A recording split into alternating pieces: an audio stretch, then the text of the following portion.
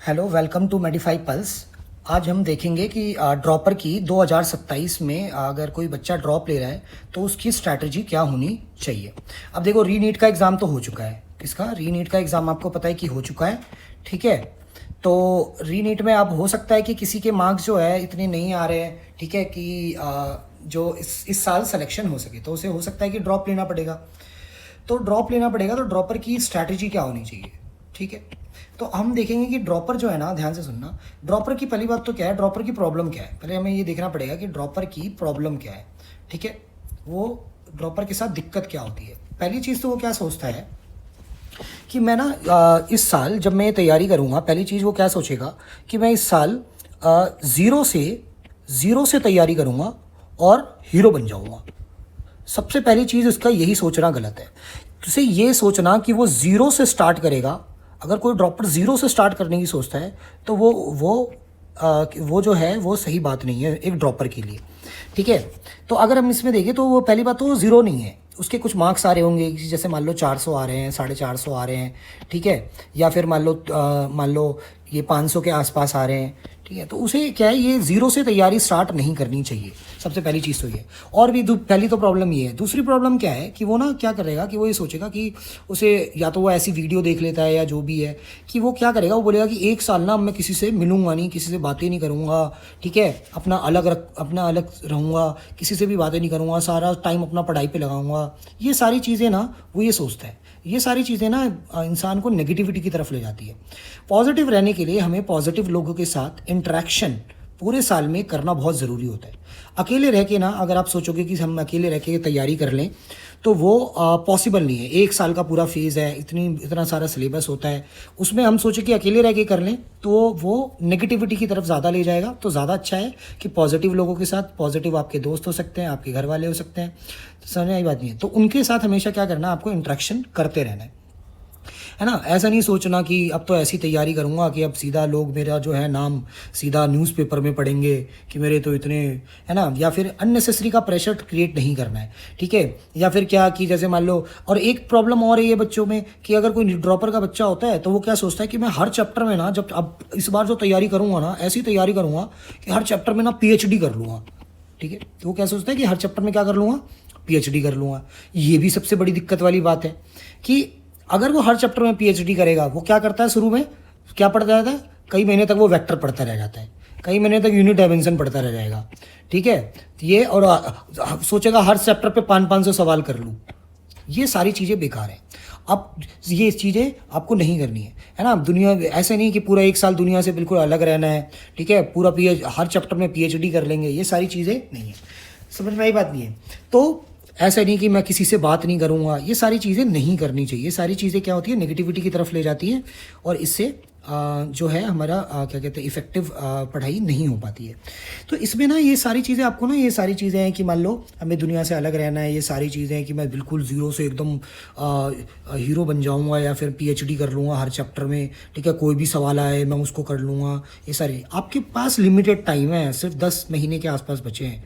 इसी के अंदर आपको ये चीज़ें कंप्लीट करनी पड़ेगी, ठीक है। सारा सिलेबस वगैरह सब कुछ करना है आपको, सिलेबस करना है, रिवीजन करना है, ये सारी चीज़ें करनी है। तो ये जो प्रॉब्लम है ना, ये जितनी भी प्रॉब्लम है, ये ड्रॉपर को क्या करती है, नेगेटिविटी की तरफ ले जाती है। और वो फिर से एट द एंड, लास्ट में आते आते क्या हो जाएगा कि उसे ऐसा लगने लगेगा कि कुछ कमी रह गई, और वापस से वो अगली साल ड्रॉप लेने की सोचने लगेगा। तो ये चीज़ें नहीं करनी। तो सोल्यूशन क्या है, ध्यान से सुनना है कि ड्रॉपर को करना क्या चाहिए। सबसे ज़रूरी चीज़ तो पहली चीज़ क्या है कि ड्रॉपर को ना हमेशा पढ़ाई वहाँ से स्टार्ट करनी चाहिए जहाँ उसने एंड किया है पिछले साल, कि वहीं से स्टार्ट करना चाहिए। अब देखो, ड्रॉपर है तो उसे ऑलरेडी बहुत कुछ आता होगा, ठीक है, तभी कुछ मार्क्स आए होंगे। तो जो ऑलरेडी आता है, अब उसके भी अगर वो लेक्चर देखेगा, है ना, वीडियोज़ लेक्चर देख रहा है, समझ बात नहीं है, तो वो टाइम वेस्ट कर रहा है। अब जो ऑलरेडी उसका स्ट्रॉन्ग टॉपिक है, उसको पहले से ही अच्छा आता है, तो उसे क्या करना है कि उसे उस लेक्चर वगैरह नहीं देखना है, जो ऑलरेडी उसे पहले से उसे अच्छे से आता है। समझ आई बात नहीं है। तो ये चीज़ याद रखनी है आपको कि ड्रॉपर को बिल्कुल ज़ीरो से स्टार्ट नहीं करना है। जहाँ पे आपकी पढ़ाई रुकी है ना, ठीक है, कुछ तो आता होगा, वहीं से आपको क्या करना है, स्टार्ट करना है। सुना ही बात नहीं है। तो ये चीज़ है। तो सबसे ज़रूरी चीज़ ये है कि ड्रॉपर के लिए क्या है कि देखो आपको ना आता बहुत कुछ है, लेकिन दिक्कत कहाँ आ जाती है, रिवीजन नहीं है आपका, रिवीजन नहीं है, टेस्ट नहीं लगाया आपने ठीक से, प्रॉब्लम यहाँ आती है। ठीक है, तो आपको ये करना है कि ये सारी चीज़ें। इसके बाद आपको ये क्या करना है कि आप जैसे मान लो सिलेबस है, सबसे इंपॉर्टेंट क्या होता है कि सिलेबस को जल्दी से कंप्लीट करना। ड्रॉपर के लिए बोल रहा हूँ मैं, जो ऑलरेडी 1-2 ड्रॉप ले चुके हैं और उसके मार्क्स थोड़े डिसेंट से आ रहे हैं कि 400 आ रहे हैं, 350, 450 आ रहे हैं, उनके लिए बात कर रहे हैं, या 500 आ रहे हैं या उससे थोड़े से ज़्यादा। तो उनके लिए क्या है, सिलेबस उन्हें क्या करना है कि पहली बात तो जो है ना, आपको सिलेबस जो है ना वो अप टू दिसंबर, है ना, दिसंबर या मैक्स टू मैक्स जाओ आप जनवरी तक क्या करना है, आपको कंप्लीट करना है। अब कंप्लीट करने का मतलब क्या है, अब कंप्लीट यहाँ 2 दिक्कत आ सकती है। कंप्लीट करने का मतलब क्या है कि कोई भी सिलेबस ना, याद रखना, 100% कंप्लीट नहीं होता है। आपको 100% के चक्कर में नहीं पड़ना है, आपको अप्रॉक्सीमेटली 80%, 85%, 90% सिलेबस जो है कंप्लीट करना है। ठीक है, इतना सिलेबस काफ़ी होता है, ये कंप्लीट है। बाकी जो बचा हुआ है वो दिसंबर जनवरी के बाद आप जब टेस्ट लगाएंगे, रिवीजन करेंगे, वो थोड़ा थोड़ा और ऐड होता जाएगा। तो आपको सिलेबस कंप्लीट करना है दिसंबर जनवरी। ये नहीं करना है कि आपका मान लो आपने कहीं बैच ले रखा है और वो सिलेबस जो है वो मार्च के एंड में कंप्लीट हो रहा है या फैब के एंड में कंप्लीट हो रहा है, फिर तो आपके पास क्या होगा, अगर आप मान लो मार्च के एंड में आपने कंप्लीट किया, मार्च के एंड में कंप्लीट करोगे तो मान लो आप क्या बचेगा, मार्च एंड होगा तो अप्रैल ही बचेगा, या फिर फैब के एंड में किया तो मार्च और अप्रैल बचेगा, 2 महीने बचेंगे। तो ये तो दिक्कत है। तो अगर आपको 1-2 महीने बचेंगे तो आप इसमें अच्छे से रिवाइज नहीं कर पाओगे, टेस्ट नहीं लगा पाओगे, समझ आई बात नहीं है। तो ये चीज़ें नहीं करनी है, कोशिश करनी है कि ऑलरेडी आपको अच्छे से आता है। तो दिसंबर और जनवरी तक आपको क्या करना है, सिलेबस को कंप्लीट करना है। ठीक है, दिसंबर और जनवरी तक सिलेबस को क्या करना है, आपको कंप्लीट करना है। इसके बाद क्या करना है आपको, चलो मैं मान लेता हूँ जैन तक कंप्लीट कर लेना है। वैसे कोशिश करनी है कि जैन दिसंबर, अगर मान लो आपने ये बैच ले रखा है उसका, तो आपको ना अपने हिसाब से चलना है कि जैसे मान लो कोई चीज़ स्ट्रांग है तो आपको उसके लेक्चर देखने की ज़रूरत नहीं है, जो वीक है, जो नहीं आता उसको लेक्चर देखने की ज़रूरत है, नोट्स बनाने की ज़रूरत है आपको। ठीक है, जो आपको इसमें क्या है कि इसलिए मैं कह रहा हूँ कि जो भी सिलेबस है ना, आपको कोशिश करनी है कि 90% सिलेबस जो है जनवरी तक कंप्लीट होना ही चाहिए। इसके बाद अगर आप इसके आगे जाते हो तो सिलेक्शन इससे ज़्यादा टाइम लगाते हो तो आपके सिलेक्शन के चांसेस थोड़े से कम हो जाते हैं, याद रखना। ठीक है, इसके बाद आता है रिवीजन। ठीक है, रिवीजन के लिए ना एटलीस्ट 3 महीने चाहिए। वो आपका हो गया फैब, मार्च और अप्रैल, ये 3 महीने आपको चाहिए ही चाहिए। ठीक है, ये 3 महीने रिवीजन के लिए। अब रिवीजन जो होती है ना, ध्यान से सुनना, इसमें आपके शॉर्ट नोट्स बड़े काम होते हैं, शॉर्ट नोट्स आते हैं, ये आपको आना चाहिए। ठीक है, अब शॉर्ट नोट्स क्या है, कई बच्चे क्या होते हैं, अब देखो आपने ऑलरेडी शायद शॉर्ट नोट्स बना रखे हो। शॉर्ट नोट्स एक तो अपने खुद के बनाने, ठीक है, हर चैप्टर को 1 से 2 पन्ने में या 3 पन्ने में A4 शीट में आपको कंप्लीट करना है, आपने कर भी रखा होगा। दिक्कत क्या है, बच्चे शॉर्ट नोट्स तो बना लेते हैं, बट उससे शॉर्ट नोट्स का कुछ, उसे बना तो लिया है बट उसे रिवाइज ही नहीं किया, उसे याद ही नहीं है। शॉर्ट नोट्स इतनी बार रिवाइज करो, इतनी, उसके कोई नंबर नहीं है, जितनी बार रिवाइज करो उतना कम है। ऐसा होना चाहिए कि आपको शॉर्ट नोट्स जो आपने बनाए हैं कि पहली बार में टाइम लगेगा, फिर दूसरी बार और कम टाइम लगेगा, एक टाइम ऐसा होना चाहिए कि शॉर्ट नोट्स के सारे पेजेस, सारी फॉर्मूले, सारे कॉन्सेप्ट, सारी चीज़ें, सारे इंपॉर्टेंट सवाल, समझ आई बात नहीं है, सारे आपके क्या होनी चाहिए, आपके को याद होनी चाहिए, आपके छपे हुए, आपके दिमाग में वो छपा हुआ होना चाहिए। समझ आई बात नहीं है। तो रिवीजन करना है फरवरी, मार्च, अप्रैल, ये 3 महीने बहुत ही इंपॉर्टेंट है। समझ आई बात नहीं है। सिलेबस कंप्लीट करना है, रिवीजन लगाना है। इसके बाद अगर हम देखें तो याद रखना, कई बच्चे शॉर्ट नोट्स बना लेते हैं बट उसे याद नहीं करते हैं, उन्हें बस बना के सुंदर से नोट्स बना लिए बट याद बात कुछ है नहीं। समझ आई बात नहीं। तो ऐसे नहीं करना, आपको शॉर्ट नोट्स बनाने हैं और उसको पूरा का पूरी चीज़ें दिमाग में छपी होनी चाहिए, इतनी बार रिवाइज करना है। ठीक है, अब इसके बाद क्या है कि इसमें अगर हम देखें कि मान लो आपका इंपॉर्टेंट चीज़ क्या हुआ आपका, एक तो मान लो सिलेबस कंप्लीशन हुआ कि सिलेबस कंप्लीट हो गई, रिवीजन हुआ। ठीक है, और हमेशा ना पॉजिटिव रहना है। पॉजिटिव रहने का मतलब क्या है, एक चीज़ है ना, एक चीज़ याद रखना, ये नहीं करना कि मुझे इतनी रैंक लानी है, मुझे इतने नंबर लाने, नहीं। आपका काम होना चाहिए, आपको बस क्या करना है कि आपको क्या करना है कि मैंने बोला ना, सिलेबस जल्दी कंप्लीट करो, रिवीजन करो, सुनाई बात नहीं, टेस्ट लगाओ, ये चीज़ करनी है। अब इसमें अगर हम देखें तो ऑलवेज पॉजिटिव रहना है। जो दोस्त पॉजिटिव लोग हैं, नेगेटिव बातें नहीं करते, उनसे बातें करते रहना है बीच बीच में, वो ज़रूरी होता है। इसके बाद अगर हम देखें, घर वालों से बातें करते रहना है। ठीक है, तो हमेशा पॉजिटिव रहना है, एक चीज़ ये है। ठीक है, अब इसके बाद अगर देखिए, मैंने ऑलरेडी एक चीज़ बता दी है कि लेक्चर अगर मान लो आपका कोई सा क्या है कि लेक्चर आपको कोई टॉपिक या कोई चैप्टर स्ट्रॉन्ग है तो उसके लेक्चर देखने की ज़रूरत नहीं है, ठीक है। तो आपको वो लेक्चर, वो टॉपिक देखने हैं या फिर वो चैप्टर अच्छे से करने हैं लेक्चर से जो आपको नहीं आते या आपको ये वीक है। समझ बात, ये चीज़ याद रखना है। इसके बाद अगर देखें तो PYQ, हाँ एक चीज़ याद रखना, हर चैप्टर के ना आपके PYQ लगा लेने हैं, ठीक है। हर चैप्टर के, फिजिक्स के, केमिस्ट्री के। अच्छा मैं एक चीज़ बता रहा था, शॉर्ट नोट्स जो है ना वो फिजिक्स के भी बनाने हैं, केमिस्ट्री के भी बनाने हैं, हर चैप्टर के बनाने हैं, ठीक है। अब मान लो ऑर्गेनिक केमिस्ट्री है, उसमें क्या करना है आपको, NCERT उठानी है। आपने जो नोट्स बना रखा होगा तो पढ़ ही लिया, बट NCERT के भी नोट्स बना लेने, या NCERT पे ही क्या कर लेना है, उसको हाईलाइट कर लेना है। कोशिश करो कि उसे पूरे चैप्टर को, NCERT के चैप्टर को, है ना, 1 से 2 पेज में हर चैप्टर को उतार लो, ज़्यादा अच्छा रहेगा, ठीक है। अब इसके बाद अगर देखें PYQ आपको जरूर करने हैं फिजिक्स केमिस्ट्री के हर चैप्टर के, जितने दिए होते हैं, 50 सवाल होते हैं, 60 सवाल होते हैं, इतने काफ़ी है, 70 सवाल काफ़ी है। अब इसके बाद टेस्ट के लिए बहुत जरूरी, सबसे इंपॉर्टेंट 2 चीज़ होती है सिलेक्शन जो है ना, 2 चीज़ें कराती हैं। एक तो 3 चीज़ें, टाइम से syllabus, revision, specially short notes के रिवीजन जो आपको याद ही होनी चाहिए, और तीसरा टेस्ट होता है, बहुत ही इंपॉर्टेंट रोल प्ले करता है। टेस्ट तो दी नहीं है। अब टेस्ट क्या है, अब देखो कोई बच्चा हो सकता है कि कोई पार्ट वाइज टेस्ट दे, है ना, कि मान लो वो कुछ चैप्टर पढ़ रहा है और फिर टेस्ट दे, या फिर कोई सीधा फुल सिलेबस दे। तो ज़्यादा अच्छा है, एक ड्रॉपर के लिए ज़्यादा अच्छा है कि देखो उसने अभी तैयारी करी, अभी एग्ज़ाम दिया है, उसे ऑलरेडी बहुत सारी चीज़ें याद है, ठीक है, बहुत सारी चीज़ें उसे याद रही। मेरा तो ये मानना है कि आपको क्या करना है कि हर वीक में, है ना, अभी से ही हर वीक में ना आपको एक फुल सिलेबस टेस्ट देना है, किसी का भी दे दो, ठीक है, किसी भी का भी दे दो। मतलब क्या है, फुल सिलेबस टेस्ट देना है, किसी का भी देने का मतलब क्या है कि मान लो आपको क्या कहते हैं, आकाश का दे सकते हो, एलन का दे सकते हो, या जो भी आपकी एकेडमी है जहाँ से भी। आजकल तो ये सारे टेस्ट जो होते हैं वो टेलीग्राम पे वगैरह पे मिल जाते हैं। तो आपको क्या करना है, एक रोज़ फुल सिलेबस, ठीक है, 180 क्वेश्चन, ठीक है, आपको देना ही देना है। अब देखो नीट में बोला गया है कि ये 3 घंटे 15 मिनट दिए, या 15 मिनट शायद इन्होंने इस बार के लिए दिए हैं या हर बार के लिए दिए हैं। आपको 3 घंटे का ही टाइम लेकर करना है, याद रखना है, ठीक है। वो 15 मिनट नहीं लेने हैं। 180 क्वेश्चन हर हफ्ते आपको 180 क्वेश्चन ज़रूर, एक फुल सिलेबस टेस्ट जरूर देना है, ठीक है। पार्ट वाइज के चक्कर में नहीं पढ़ना है। अगर आप 180 क्वेश्चन हर हफ्ते एक टेस्ट पेपर दे रहे हो फुल सिलेबस का, तो आपको पता है 180 क्वेश्चन, 180 टॉपिक आपके क्या हो रहे हैं, हर हफ्ते रिवाइज हो रहे हैं।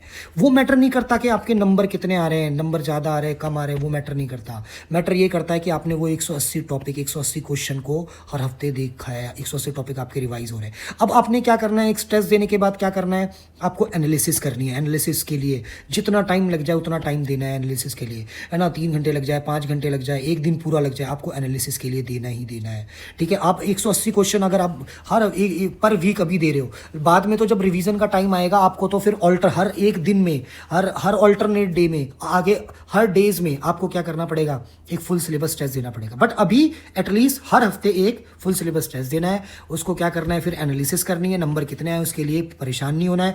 एनालिसिस करने का मतलब क्या है, मान लो आपका एक क्वेश्चन गलत हो गया, ठीक है, बायो का गलत हो गया, तुरंत ही आपको क्या करना है, उस क्वेश्चन पे वो देखना है कि वो क्वेश्चन कौन से चैप्टर से था, NCERT की किस लाइन से था, वहां पे जाना है और वो टॉपिक उसी टाइम पढ़ लेना है, और वो पूरा टॉपिक को, उस पूरे पैरे को, वो टॉपिक उसी टाइम पूरा अच्छे से पढ़ लेना है। इससे क्या होगा, और इस तरीके से पढ़ना है कि इस टॉपिक से, इस चैप्टर, इस पैरा से को आगे कोई भी सवाल आए तो वो गलत ना हो जाए। तो देखो आपका क्या होगा, ये पैरा पूरा तैयार हो गया। ऐसे कोई भी सवाल आपका गलत होता है, कहीं से भी होता है, तो तुरंत क्या करना है, उसको उसी टाइम एनालिसिस के करते टाइम में आपको NCERT खोलनी है, और उसी टाइम पे जाके उसको ये देखना है कहाँ से आया है, और उसको एक सिर्फ उतना नहीं देखना कि यहाँ पे आया, यहाँ से आया, अच्छा नहीं, वो पूरा टॉपिक एक बार अच्छे से पढ़ लेना है। उससे क्या होगा, ये आपका पूरा टॉपिक क्या हो जाएगा, तैयार हो जाएगा। इस एनालिसिस में टाइम लगता है, लेकिन ये एनालिसिस अगर तुम करोगे 1 साल तक, तो आपका सारे टॉपिक क्या होते जाएंगे, धीरे धीरे जो वीक होंगे, जो गलत हो रहे होंगे, वो धीरे धीरे क्या हो जाएंगे, स्ट्रॉन्ग। और ऐसा पढ़ना है उस पैरे को, उस टॉपिक को, कि उससे अगर दोबारा कभी सवाल आए तो गलत ना हो। इस तरीके से पढ़ना है आपको। तो ये याद रखना है कि टेस्ट अभी क्या करना है, आपको कोशिश करनी है कि पार्ट वाइज के चक्कर में मत फंसो, क्योंकि आप ड्रॉपर हो, ऑलरेडी आपको आता है, आपने चीज़ें सीख रखी हैं। सेम बायो में आपने किया, ऐसी केमिस्ट्री में कोई सवाल गलत होता है, तुरंत ही वो टॉपिक पूरा पढ़ डालो। मान लो बॉन्ड ऑर्डर का सवाल गलत हो गया, क्यों गलत हो गया, बॉन्ड ऑर्डर पूरा पढ़ डालो। कोई फिजिक्स में कोई सवाल गलत हो गया, ऑप्टिक्स का सवाल गलत हो गया, कि ऑप्टिक्स से रेज डायग्राम का कोई पर्टिकुलर सवाल आ गया, या प्रिज्म का सवाल आ गया, प्रिज्म का सवाल कोई गलत हो गया, तुरंत ही प्रिज्म का वो कॉन्सेप्ट सारे रिवाइज कर डालो, तो कितना अच्छा होगा, आपके सारे टॉपिक्स साथ के साथ क्या होंगे, रिवाइज होंगे। हर हफ्ते आपको क्या करना है, एक फुल सिलेबस टेस्ट देना ही देना है, बहुत ही इंपॉर्टेंट चीज़ है, ठीक है। टेस्ट, और टेस्ट जो है ना, आप एक चीज़ याद रखना है, आगे जब आप या तो अभी से कहीं कोई टेस्ट सीरीज ज्वाइन कर लो, ठीक है, जहाँ आप सेंटर पे जाके टेस्ट दे सकते हो, या तो मेरा मानना है कि या तो आप एक काम करो कि जो फैब में जो फुल सिलेबस टेस्ट या जो स्टार्ट होते हैं एलन के, आकाश के, वो आप ज्वाइन कर सकते हो, या फिर जो भी अदर इंस्टीट्यूट है आपको वो ज्वाइन कर सकते हो, ठीक है। और वो तो टेस्ट आपको फरवरी में, मार्च में, अप्रैल में तो देना ही देना है, साथ में आपको घर बैठ के खुद के टेस्ट भी देने हैं, ठीक है। कोशिश ये करनी है कि जैसे मान लो फैब है और मार्च है, इसमें क्या करना है, इसमें कोशिश करनी है कि हर 2 दिन में, हर 3 दिन में एक फुल सिलेबस टेस्ट दें, ठीक है, और बाकी टाइम पूरा रिवीजन पे, और कुछ नहीं, ठीक है। इसके बाद अगर देखें तो अप्रैल में पूरा डेली एक क्या करना है, एक टेस्ट पेपर देना है, ठीक है। हर तरह के टेस्ट पेपर, आसान मुश्किल हर तरह के टेस्ट पेपर देने हैं, ताकि आपको ये टैकल करना आना चाहिए कि मुश्किल पेपर आएगा तो कैसे डील करना है, और आसान पेपर आएगा तो कैसे डील करना है। समझ में बात नहीं है। तो कुल मिला के क्या है, सिलेबस आपको कंप्लीट करना है,